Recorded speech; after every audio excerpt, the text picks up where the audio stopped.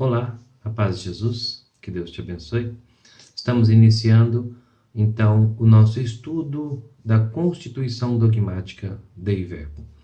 Eu sou Renato Gregório, faço parte do grupo de oração Nossa Senhora do Rosário e estou coordenador do Ministério de Pregação na nossa Arquidiocese de Belo Horizonte.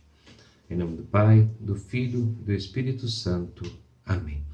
Santo anjo do Senhor, meu zeloso e guardador, se a ti me confiou a piedade divina, sempre me rege, me guarde, me governa, me ilumina. Amém.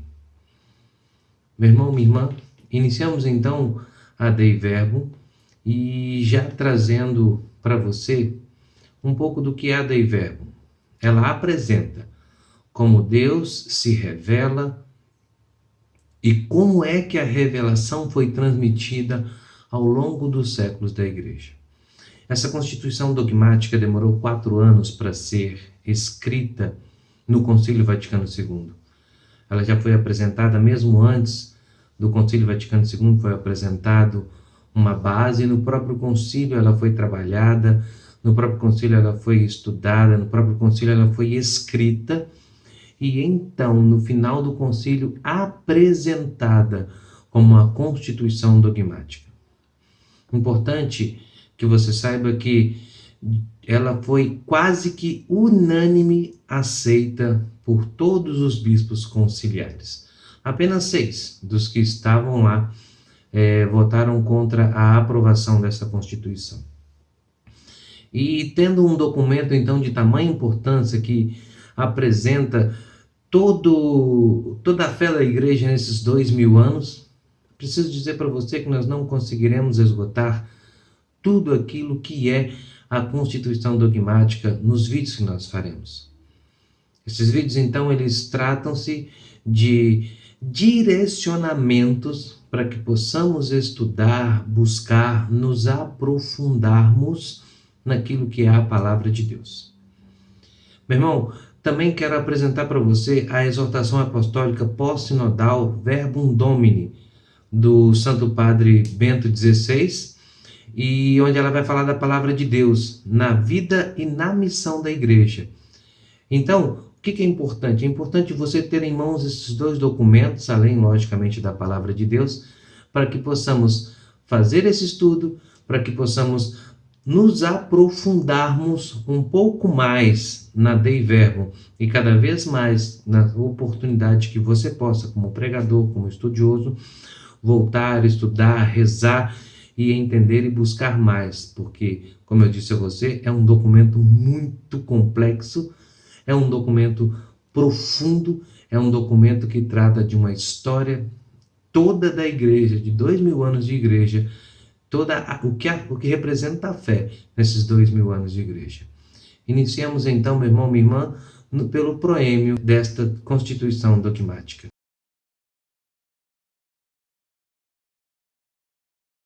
A introdução da Dei Verbum, da Constituição Dogmática, ela traz uma citação da primeira carta de São João, capítulo 1, versículo de 2 a 3.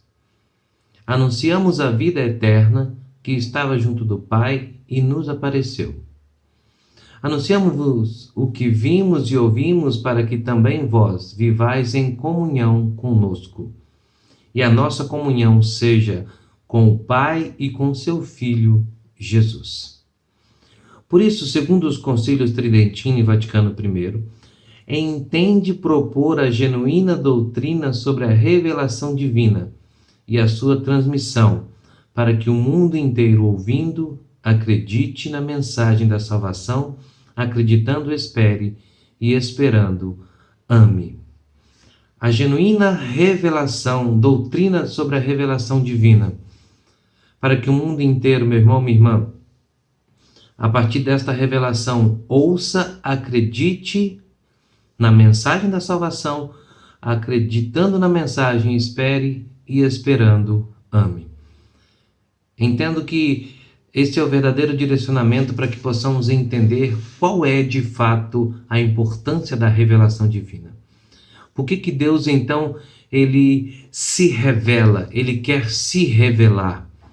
É importante entendermos que Deus não quer somente revelar os seus desígnios, Deus não quer somente revelar o seu querer, Deus quer se revelar por inteiro. A Dei Verbum vai falar exatamente sobre isso. Deus, ele quer então se revelar inteiramente, não só revelar a sua vontade, mas se revelar. A revelação divina, ela trata exatamente disso.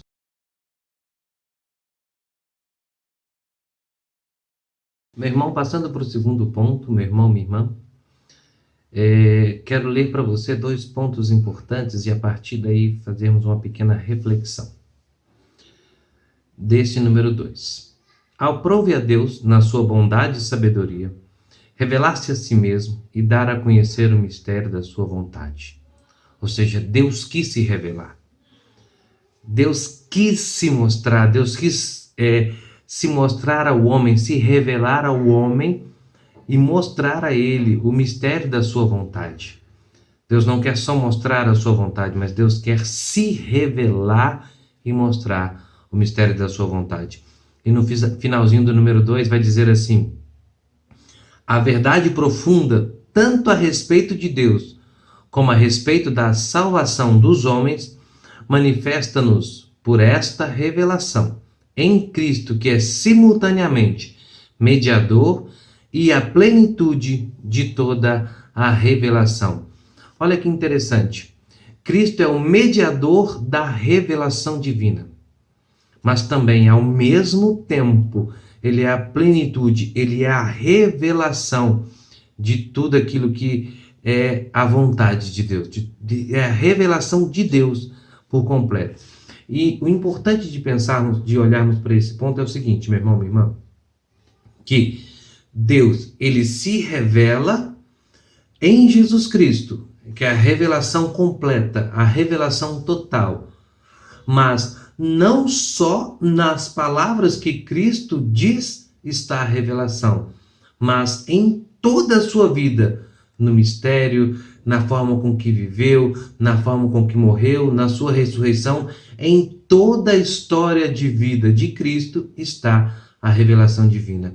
Quero falar para você da exortação apostólica Verbum Domini, mais uma vez, e desta vez no número 7. Tudo isso nos faz compreender por que motivo na igreja veneramos extremamente as Sagradas Escrituras.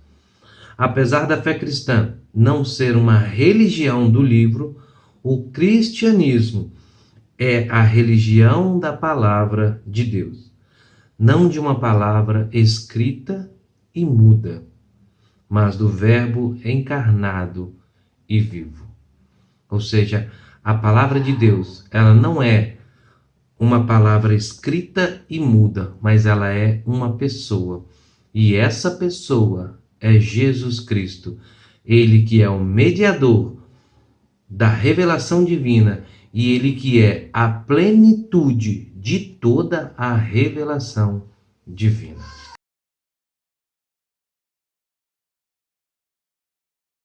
Continuando então, meus irmãos, agora no número 3 da Dei Verbum, nós vemos o caminho que Deus faz com a humanidade. A começar na criação do mundo. Nós vemos pelo prólogo do Evangelho de São João que o Verbo estava junto de Deus e nada foi feito sem o Verbo. Ou seja, o Verbo estava desde a criação. E depois da criação do homem, mesmo com a queda do homem pelo pecado, Deus dá uma esperança de salvação a todo homem. O gênero humano tem esperança, então, de salvação, mesmo com a queda pelo pecado. Todo ser humano que continuamente buscava fazer boas obras, buscava a Deus, Deus dava a eles uma esperança de salvação.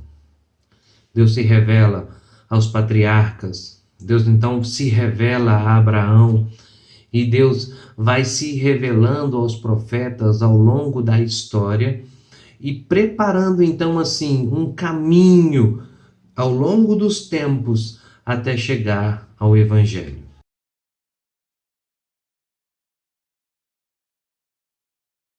Estamos agora, meu irmão, minha irmã, já no número 4 da constituição dogmática. Consumação e plenitude da revelação em Cristo.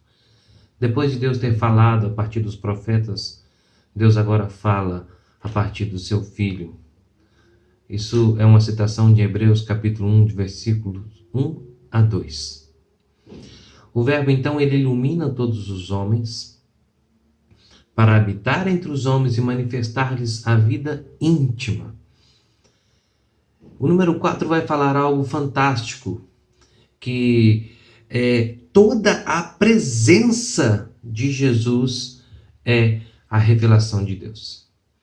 O número 4 vai dizer então assim que os sinais, os milagres, as palavras, as obras, a morte, a glorificação, a ressurreição, tudo isso, enfim, o envio do Espírito da verdade, tudo isso é a revelação. Eu quero ressaltar mais uma vez algo que eu já disse, não é só as palavras de Cristo que são revelação de Deus, mas o Cristo inteiro é a revelação de Deus. E também o número 4 ressalta algo que é importante, meu irmão. Quando fala da plenitude dos tempos, ou seja, completou-se o tempo, no tempo oportuno, quando já está preparado, Deus então se revela a partir de Jesus Cristo. E aí, no finalzinho do número 4 vai dizer assim, não se deve esperar nenhuma outra revelação pública antes da gloriosa manifestação de nosso Senhor Jesus Cristo. Ou seja, Deus ele se revela inteiramente, totalmente, e a plenitude de toda a revelação se completa em Jesus Cristo.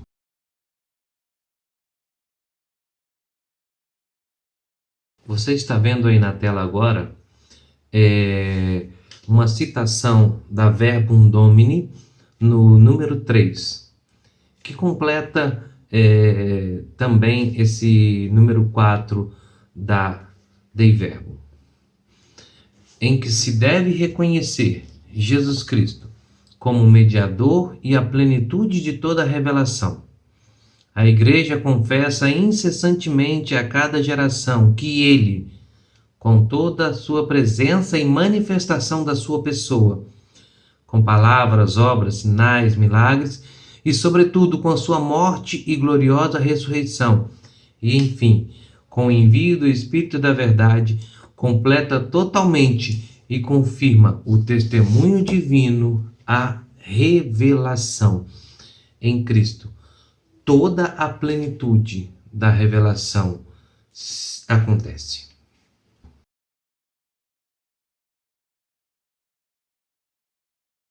Agora no número 5, a aceitação da revelação pela fé.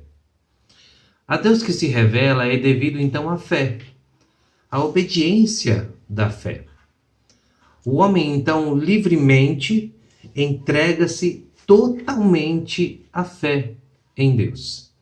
Deus se revela, o homem então ele entende a revelação e se entrega livremente, oferecendo a Deus toda a sua inteligência e toda a sua vontade.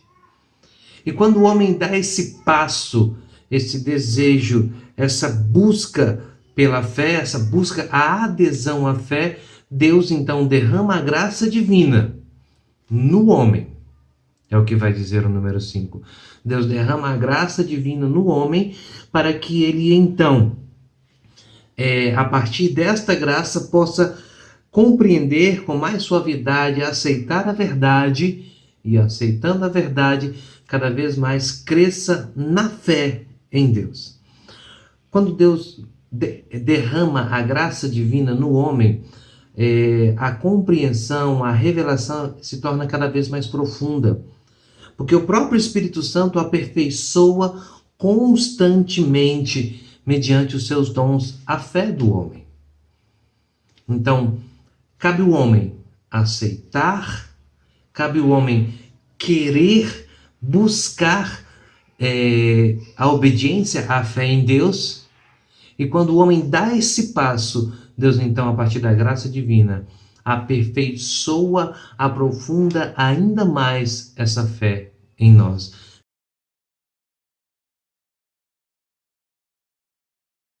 Então, meu irmão, minha irmã, ao número 6, a necessidade da revelação. Pela revelação divina, quis Deus manifestar e comunicar-se a si mesmo e os decretos eternos de sua vontade a respeito da salvação dos homens. Ou seja, Deus, pela sua própria vontade, comunica-se a si e comunica os decretos da sua vontade a respeito da salvação dos homens. E interessante que continua dessa maneira, eu achei mais profundo, para os fazer participar dos bens divinos, que superam absolutamente a capacidade da inteligência humana. Ou seja, Deus se revela, Deus revela a sua vontade a respeito da salvação dos homens. E por quê? Porque Deus tem um desejo de que o homem participe dos bens divinos. E mesmo o homem tentando pela sua inteligência, se não for pela revelação divina, se não fosse pela revelação divina, o homem não conseguiria entender. Então Deus ama e cuida de cada um dos seus desta maneira. É uma prova do amor de Deus.